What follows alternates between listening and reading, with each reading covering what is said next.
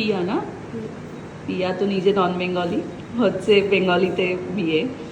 তাহলে একদম বাঙালি বউদের মতনই সাজাবো তোমাকে, যেরকম মাথায় মুকুট পরে, তারপরে কলকা পরে, এগুলো সব হবে তো?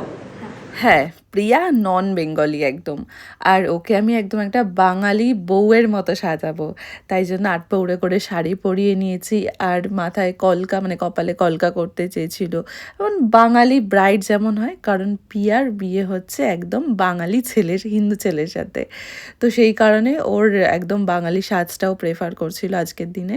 কাজল টানা টানা চোখ, তারপরে যেরকম আর কি হয় একটা প্রপার বেঙ্গলি ব্রাইডাল লুক, তো সেই রকমই আমি ওকে সাজানো শুরু করি।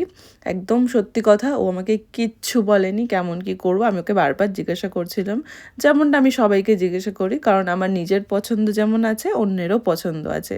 তো সেই জিনিসটাকে রেসপেক্ট দিয়ে আমি সমস্ত কাজ করতে বেশি পছন্দ করি, কারণ আমারও মনে হয় যে ব্রাইডদেরও কিছু পছন্দ থাকা উচিত। আবার কেউ কেউ নিজের মেকআপ আর্টিস্টকে একদম অন্ধ বিশ্বাস করে, যেমনটা প্রিয়া আমার ওপর করেছিল।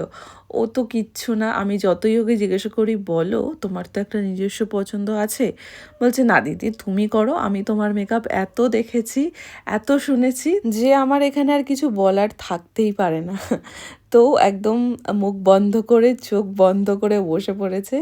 আর আমি ওকে মেকআপটা মোটামুটি, আইসটা একদম কমপ্লিট করে ফেলেছি। আই মেকআপটা আমি খুব টানা টানা কিছু করিনি, কারণ সেই রকম ওর আইসটা নয় যেটায় টানা টানা লাইনার বা কাজল ওকে খুব মানাবে। তো মোটামুটি একটা যতটুকু ভালো লাগবে সেই রকমই একটা উইংস মতো করেছিলাম। তারপর ফেস মেকআপটা শুরু করেছি। ফেসের মধ্যে না আমার ব্রোনজিং বা হাইলাইটিং এই ব্যাপারগুলো ভীষণ ভালো লাগে, কারণ এই ব্রোনজিং বা কন্ট্রোরিং এটা ফেসকে একটা খুব সুন্দর শেপ দেয়।